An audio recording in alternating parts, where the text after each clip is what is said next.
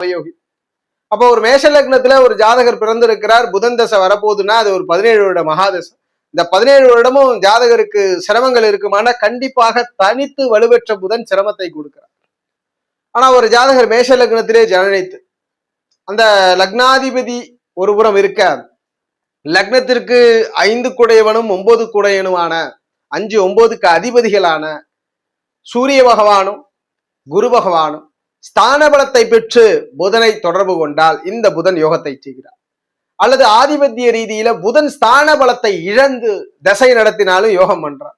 அப்ப ஒரே விதி, புதனை விட குரு சூரியன்கள் ஸ்தான பலத்தை பெற்று புதனை தொடர்பு கொள்ளுமாயின் இந்த ஜாதகர்கள் புதன் தசையில அதிர்ஷ்டத்தை அனுபவிக்கிறார். நல்ல வேலை, நல்ல அதிகாரம், புகழ், பெயர் எல்லாம் கிடைக்குது. அப்ப புதனை தனித்து வலுக்காம, ஒருவேளை புதன் உச்சமே பெற்று இருக்கட்டும், பிரச்சனை இல்லை, அங்கேயே குரு அமர்ந்து அங்கேயே சூரியன் அஸ்தங்கம் செய்தால் அந்த புதனை நல்வழிப்படுத்துகிறார். அப்ப புதனோடு குரு சூரிய தொடர்புகளில் அமர்ந்தால் அந்த ஜாதகருக்கு புதன் தசை யோகம்.